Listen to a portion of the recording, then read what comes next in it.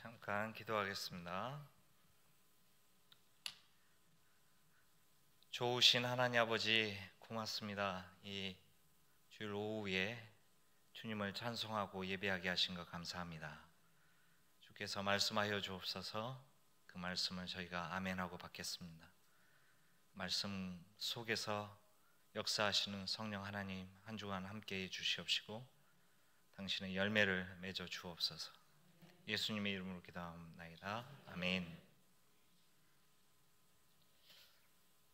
돌아오라라고 하는 이 말씀을 중심으로 해서 오늘 저는 여러분과 하나님의 말씀을 상고해 보고자 합니다. 하나님께서 유다 백성들에게 돌아오려거든 돌아오라라고 말씀하고 있습니다. 예레미야서 3장 6절에서 하나님께서는 북이스라엘이 그에게로 돌아올 것을 기대하셨다라고 말씀을 해주고 있어요. 그들은 여호와의 신앙을 배신했고 떠나버렸습니다. 다른 신들을 섬겼죠. 엄밀히 말하면 이스라엘 백성들이 여호와를 섬기지 않았느냐? 그렇지 않아요. 여호와를 섬겼습니다. 혼합 종교의 신앙을 가지고 있었던 것이죠. 여호와도 섬기고 바알도 섬기고, 바알이라니까 특별한 명칭이죠. 주를 섬겼다. 바알을 이 히브리 언어에서 주잖아요. 그러니까 야훼 하나님, 아도나이라는 표현을 쓰죠. 주라는 뜻이고 역시 바알이라고 하는 주를 주를 섬겼어요. 헷갈리죠? 어떤 주가 주입니까? 어떤 주가 야훼입니까?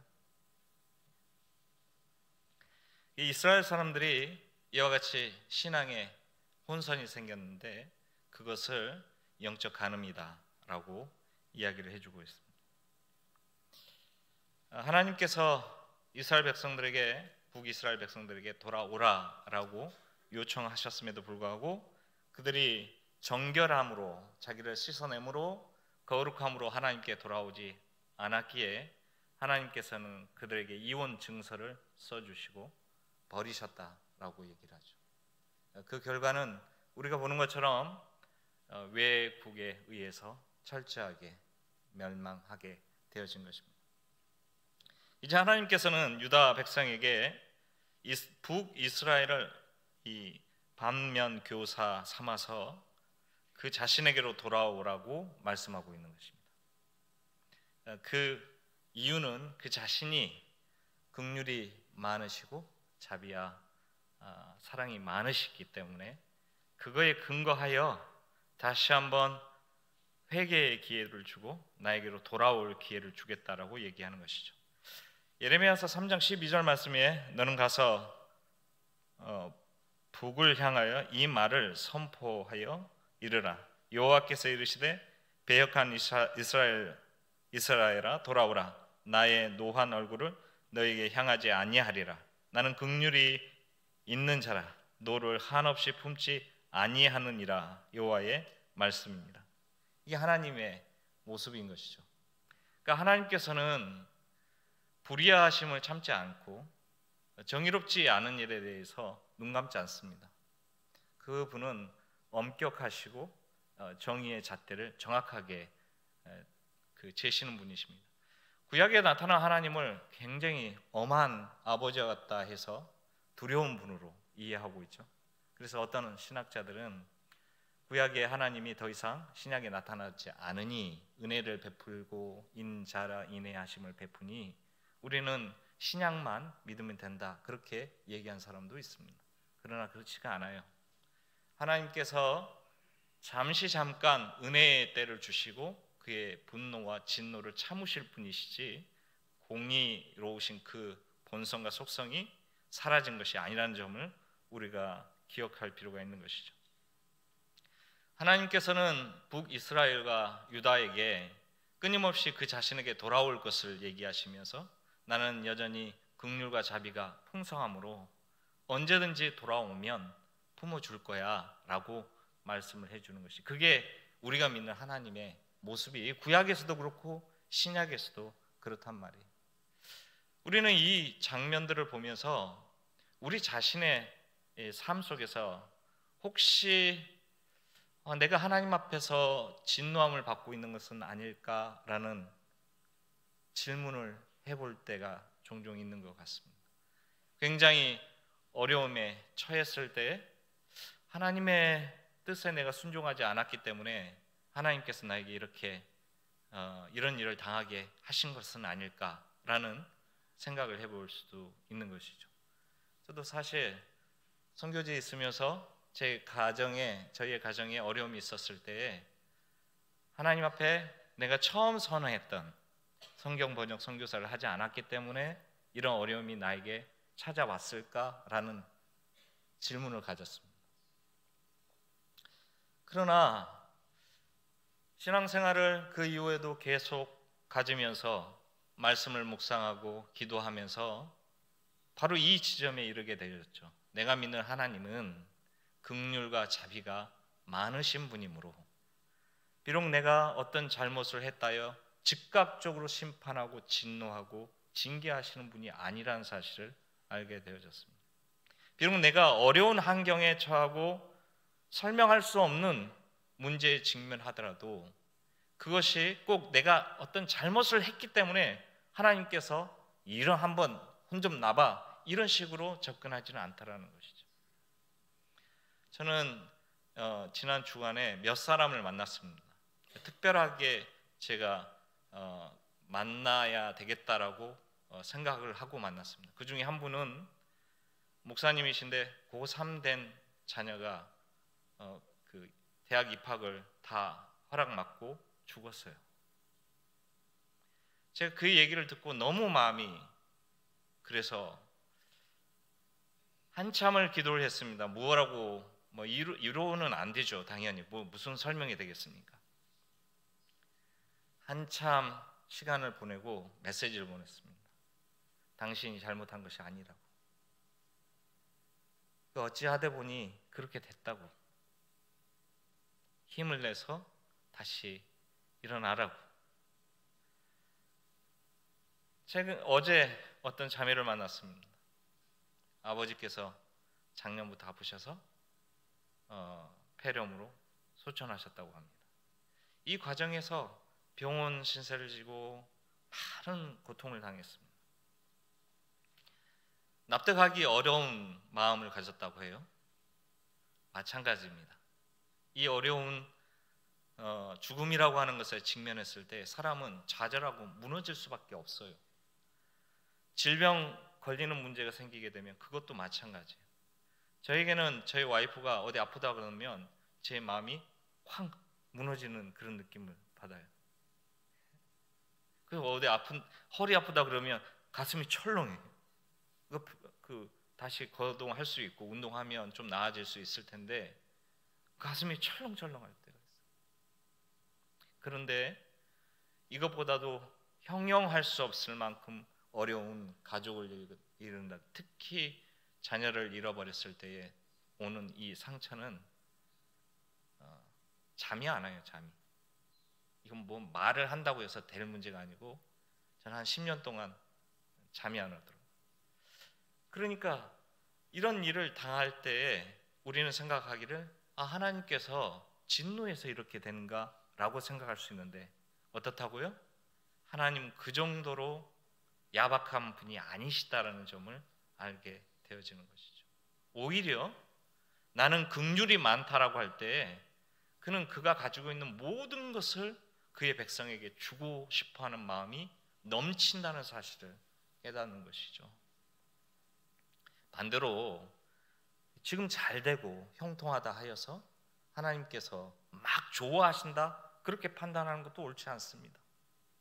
잘못 행하고 있는 것을 봐주고 있을 뿐이지 그의 긍휼함 때문에 기다려주고 있을 뿐이지 그 잘 된다 그렇게 스스로 착각한다든지 주변 사람들을 보면서 저 사람은 저렇게 잘 되는데 저렇게 못되게 하는데도 잘 되는데 이라고 생각하시면 곤란한 것이 동일하게 하나님께서 그의 은혜와 자비하심으로 기다려 주시는 것입니다. 하나님께서는 유다 사람들에게 이렇게 얘기를 하는 거죠. 4장 1절 말씀에 여호와께서 이르시되 이스라엘아 내가 돌아오려거든 내게로 돌아오라 라고 말씀을 하세요. 여기에 내게로라는 to me라고 하는 이 표현이 돌아오라라고 하는 것보다 앞에 있어요. 돌아오되 다른 신들이나 주에게로 돌아오는 게 아니고 나에게로 돌아오라고 말씀하는 거죠. 이 나라고 하는 분은 누구십니까? 예레미야서 3장 14절부터 16절 말씀 한번 띄워주시겠어요? 여호와의 말씀이니라. 배역한 자식들아 돌아오라. 나는 너희 남편임이라. 내가 너희를 성읍에서 하나와 족속 중에서 둘을 택하여 너희를 시온으로 데려오겠고 내가 또 내 마음에 합한 목자들 너희에게 주리니 그들이 지식과 명철로 너희를 양육하리라. 여호와의 말씀이니라. 너희가 이 땅에서 번성하여 많아질 때에는 사람들이 여호와의 언약궤를 다시는 말하지 아니할 것이요 생각하지 아니할 것이요 기억하지 아니할 것이요 찾지 아니할 것이요 다시는 만들지 아니할 것이며 그때에 예루살렘이 그들에게 여호와의 보좌라 일컬음이 되며 모든 백성이 그리로 모이리니 곧 여호와의 이름으로 말미암아 예루살렘에 모이고 다시는 그들의 악한 마음에 완악한 대로 그들이 행하지 아니할 것이며 그때 유다 족속이 이스라엘 족속과 동행하여 북에서부터 나와서 내가 너희 조상들에게 기업으로 준 땅에 그들이 함께 이르리라. 아멘. 이 구절은 하나님께서 남북 이스라엘을 하나로 뭉쳐서 구원해 내시겠다고 하는 약속의 말씀이에요. 하나님의 구속적 계획이라고 우리가 부르죠. 북이스라엘 백성들이 하나님께 돌아오지 아니하여 심판함으로 그들을 멸망시키고 흩으셨단 말이에요. 남유다도 마찬가지예요. 지금 이 말씀을 돌아오라고 하시지만 그들을 이 가는 형태가 결국은 북이스라엘과 같이 실패하고 붕괴하고 흩어지게 된 상황이란 말이에요. 이때 하나님께서 말씀하시는 것이에요. 내가 다시 남유다와 북이스라엘을 모아서 한 민족이 되게 하고 그들에게 목자를 세워서 통치하고 구원해 내시겠다라고 말씀을 하시는 것이죠. 미래를 향한 하나님의 계획의 말씀이에요. 에스겔서 37장에 가보면 같은 맥락의 말씀을 해요. 다윗을 다시 세워서 그가 그의 북이스라엘과 남유다를 하나로 합쳐서 구원해 내어 한 백성을 통치하게 할 것이다. 그리고 하나님께서 그들 가운데 임재하여 친히 성소가 되어 임재함으로 영원히 같이 화평의 조약을 맺고 거하시겠다라고 약속하시죠. 그리고 나서 이제 에스겔서 40장 이후에 종말론적 성전이라고 일컬어진 성전을 세울 것을 말씀하세요. 그 성전으로부터 성령이 흘러나오는 이야기를 해요. 그래서 이 말씀들을 우리가 묵상을 해보면 우리가 믿는 하나님은 그의 자비롭고 긍휼하심과 또 이 인애와 인자하심을 쫓아서 지금 당장은 이스라엘 백성들을 심판하고 진노하여 그들에게 징계를 베푸시지만 궁극적으로 구원해 내시겠다라고 하는 플랜을 갖고 있다는 사실을 깨닫는 것이죠. 여기에 중요한 사실을 하나 발견하는 것입니다. 하나는 하나님께서 미래를 준비해 가시더라는 거예요. 인간이 해결할 수 없고 인간이 스스로 풀 수 없는 문제를 하나님께서 계획하시고 해결할 준비를 해 가시더라는 거예요. 또 하나는 하나님은 미래만 보지 아니하시고 현재에 집중하시더라는 거예요. 지금 당장의 사람들과 끊임없이 이야기를 하는 거예요. 이사야서 1장에서도 역시 와라 토론해보자 논쟁해보자. 무슨 의도입니까? 내가 이겨보겠다 이게 아니에요.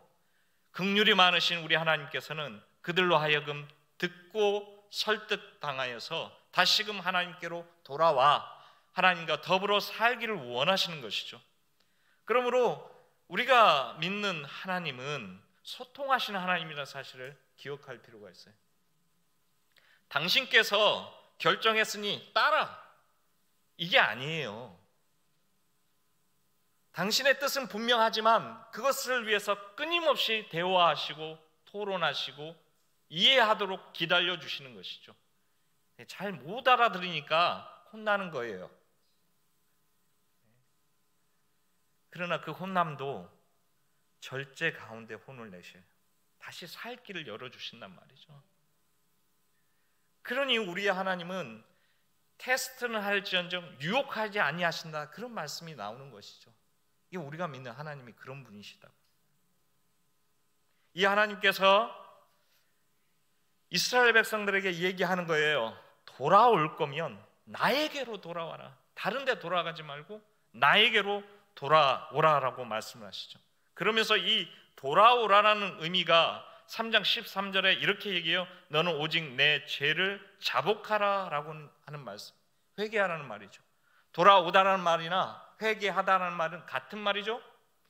돌아올 때에 혹은 회개할 때에 무엇이 중요합니까? 우리의 마음의 속마음이 변화될 것을 요구하는 것이, 속에 있는 것이 바뀔 것을 요구하는 것이죠. 속을 어떻게 바꿉니까? 마음을 어떻게 바꿀 수 있겠습니까? 인간이 하나님으로부터 떠나서 죄를 짓게 되어지면 나타나는 현상이 마음이 굳어지는 거예요. 강팍하게 되어지는 거예요. 이게 신자들도 마찬가지예요. 만약 마음이 탁탁하게 굳어져 가잖아요. 그럼 벌써 죄 가운데 있을 가능성이 많은 것이에요. 그래서 죄 지었다라는 것이 아니라 죄를 지을 가능성이 많은 것이죠. 그렇기 때문에 우리의 내면을 들여다보아야 되는데, 하나님께로 돌아가기 위해서 첫 번째 해야 될 것이 우리의 마음의 지경을, 우리의 마음의 묵은 땅을 갈고라는 표현이 있어요. 4장 3절 말씀이. 갈아엎는 것이죠. 농사 지어보시면 아시잖아요. 딱딱하게 굳어있는 이 땅을 파종하기 위해서는 갈아엎어야 되잖아요. 그렇죠? 그리고 나서 그곳에 씨를 뿌려야 잘 자라나게 되어지는 것입니다. 그러니까 이 묵어있는 마음의 밭을 갈아엎어야 돼요. 이것이 우리가 계속해서 해야 할 일인 거예요. 신자들의 매일의 삶이 이 우리의 속에 있는 마음을 갈아엎는 일을 해야 돼요. 두 번째 표현은 이런 말씀을 하고 있어요. 마음의 가죽, 너희 마음 가죽을 베고라는 표현이 있어요. 이걸 마음의 할례라는 표현을 썼어요. 신명기 10장 30장 또 로마서에서 마음의 할례를 받을 것을 얘기하고 있는 것이죠. 역시 마찬가지로 회개하고 돌이킨다라고 할 때에 이건 마찬가지의 표현인 거예요.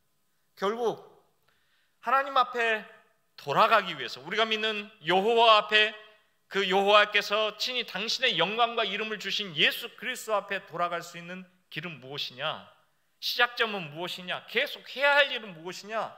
마음을 갈아엎고 마음을 찢어내서 그것을 하나님께 드려야 되는 것이에요. 하나님만 바라볼 수 있어야 되는 것이에요. 긍휼과 자비와 사랑과 인애가 많으시고 오래 참기를 즐겨하신 그 하나님께 나아가서 우리의 마음을 찢어서 하나님께 내놓는 거예요. 그때야 비로소 하나님이 보이는 것이죠. 그때야 비로소 하나님의 소리를 들을 수 있는 것이요. 그때야 비로소 하나님의 뜻이 무엇인가에 대해서 관심을 갖게 되어지는 거예요. 그때야 비로소 하나님 좋아하시는 게 무엇일까를 생각해 볼 수 있는 것이에요. 마음을 갈아엎고 마음을 찢는 이 사람은 마음의 변화가 생기지 않겠어요? 마음의 변화가 있어야 생각의 변화가 있는 것이고, 생각의 변화가 있어야 행동의 변화가 있는 것이요. 그러니 무작정 순종합시다 라고 말하기 이전에 우리의 내면이 어떻게 하나님 앞에 서 있는가에 대한 질문을 해야 됩니다. 하나님 앞에 내 모습은 어떤 모습인가? 내 마음은 어떤 마음인가? 굳어있지 않는가? 묵어있지 않는가? 이 부분에 대하여 질문해야 됩니다. 그래서 매 순간순간 내 마음의 밭을 다시 갈아엎어야 돼. 그리고 하나님의 씨, 이 말씀의 씨, 은혜의 씨, 하나님의 자비하심 받을 준비를 해가야 됩니다. 그렇게 해가면 4장 2절 말씀에 진실과 정의와 공의로 여호와의 삶을 두고 라는 이 표현에 이르게 되어지는 거예요. 우리 하나님은 진실하신 분이시, 성실하신 분이에요. 정의롭고 공의로우신 분이에요. 제가 사실은 성경 읽으면서 진실, 성실 이런 표현에 대해서 눈이 많이 안 갔거든요. 근데 요즘 보니까 그래, 맞다. 진실함이 왜 중요한지, 성실한 게 왜 중요한지, 정의롭고 공의롭다는 것이 무엇인지 다시 한번 생각해 보게 되어진 겁니다. 이 하나님이 좋아한다는 것이 아니라 그분 본성이 그러신 분인 거예요. 그러니 하나님과 함께 하기 위해서는 그와 같은 삶을 가져야 돼요. 마음으로부터 진실을 사랑하고 성실을 사랑하고 정의를 사랑하고 공의를 사랑하고 법도를 사랑하고, 그래 사랑하다 보면 보잘것없는 우리가 뭐 일을 해도 꼭 문제투성인 우리가 그래도 하나님께서 아이고 기특해라 잘했다. 우리의 자녀들이 뭔가 잘하면 귀엽고 착하고 좋잖아요. 네. 그와 같이 하나님께서도 그의 백성을 향하여서 그렇게 여기신단 말이에요. 그러니까 각 지체가, 각 신자가, 그리스도인들이 이처럼 하나님께로 돌아와서 마음을 짓고 하나님이 즐거워하시고 좋아하시는 진실함과 정직함과 공의로움과 성실함, 거룩함, 사랑과 자비에 가득함으로 살아가면 그 사람들이 하나의 공동체가 형성되어지면 놀랍게 여기에 큰 비밀이 담겨져 있어요. 4장 2절 말씀, 진실과 정의와 공의로 여호와의 삶을 두고 맹세하면 어떻게 해요? 나라들이, 다른 나라들이, 이방인들이, 믿지 않는 자들이 나로 말미암아 스스로 복을 빌며 나로 말미암아 자랑하리라. 아멘. 하나님으로 인하여서 복을 빌고 하나님으로 인하여서 자랑하게 될 것이다. 누구 때문에요? 여호와께 돌아와서 여호와와 함께 살며 여호와로 인하여 기뻐하며 여호와로 인하여 감사하며 여호와로 인하여서 즐거움을 찾아내는 사람들, 예배하는 사람들, 그 사람들이 모여서 공동체를 형성한 그것을 보고 여호와가 그런 분이구나, 복을 받아야 되겠구나, 여호와는 자랑할 분이구나, 이렇게 고백하게 되어진다는 것이에요. 여기에 선교라고 하는 것이 담겨져 있는 것이요. 하나님께서 이스라엘 백성들을 구원해 내기 위해서 하신 그의 구속사의 가장 핵심적인 것은 예수 그리스도를 보내신 것입니다. 아멘입니까? 예수 그리스도를 이 땅에 보내셔서 십자가에 달려 죽게 하시고 부활케 하심으로 죽음의 권세를 이겨내게 하시고 죄의 권세를 이겨내게 하시고 다시 그의 품으로 불러들여 영원한 그의 백성이 되게 하시고 언약을 통하여서 하나님 자신이 아버지가 되고 그의 사람들을 그의 자녀들이 되게 하신 이 놀라운 역사를 예수 그리스도를 통하여서 행하셨단 말이에요. 그러므로 우리는 예수 그리스도가 우리의 구원자로 믿을 뿐만 아니라 예수 그리스도가 참 이스라엘의 첫 번째 대표자라는 사실을 믿게 되어지는 것이라고.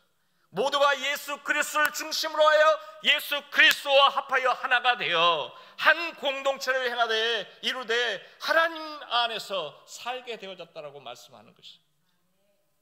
그러므로 하나님의 이 구원의 사역은 예수 그리스도를 통해서 이루어지는데 정말로 놀라운 것은 갈라디아서 3장 8절 말씀에 또 하나님이 이방을 믿음으로 말미암아 의로 정하실 것입니다. 성경이 미리 알고 먼저 아브라함에게 복음을 전하되 누가 전했다고요? 하나님이 전하셨다고요. 하나님이 복음을. 하나님께서 이스라엘 백성을 선택하신 궁극적인 이유는 그를 중심으로 하여서 이방에 있는 모든 사람을 구원해내기 위하심이라고 말씀하시는 것이에요. 예레미야서 이 말씀에서 마찬가지로 이스라엘 백성들을 하여금 진실과 정의와 공의를 따라서 한 민족이 되게 하고 하나님께 돌아와서 그와 더불어 살게 하실 궁극적인 이유는 하나님께서 예비하신, 아니 창조하시면서 주신 그 복을 받아 누릴 수 있도록 이 이스라엘의 첫 번째 예수 그리스도를 보내어 그를 통하여 모든 사람들로 하여금, 모든 창조 세계로 하여금 복을 받게 하고 하나님을 자랑하게 하고 찬송하게 하기 위함이다. 그러니 하나님의 선교가 어떻다고요? 바로 이 지점에서 그의 백성들로부터 그의 백성을 통하여서 이루어 가신다. 저는 사랑하는 우리 성도님들, 동역자 여러분들께서 한 가지 꿈을 가졌으면 하는 것은 바로 이것입니다. 하나님의 선교를 마음에 품을 수 있기를 주님의 이름으로 축원합니다.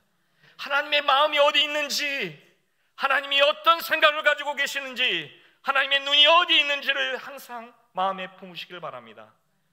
그렇게 기도하시길 바랍니다.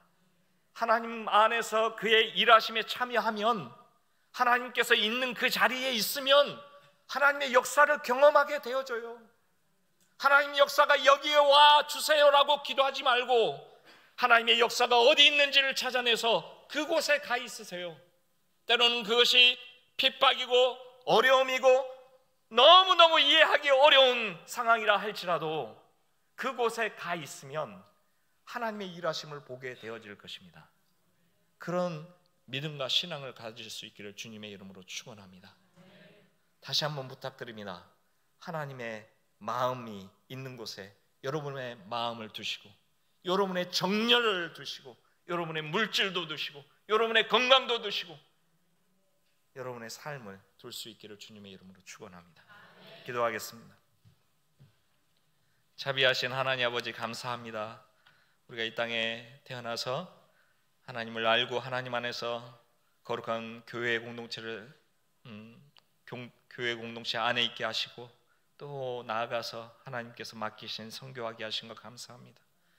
자비하신 주님, 우리가 살아가는 날 동안 납득하기 어려운 일들도 경험하지만 하나님의 긍휼로 인하여서 다시 한번 일어설 힘을 얻을 것이고, 잘 될 때도 하나님 은혜 주셔서 그렇게 됐다라고 고백하며 하나님 기뻐하는 일을 찾아갈 것이고, 그래서 어찌하든지 우리 하나님이 좋아하고 기뻐하고 감사히 할 수 있는 그런 일을 찾게 될 줄 압니다. 주님, 저에게 마음을 허락하시되 저의 마음을 찢어서 주님의 마음으로 가득 채우게 하여 주옵소서.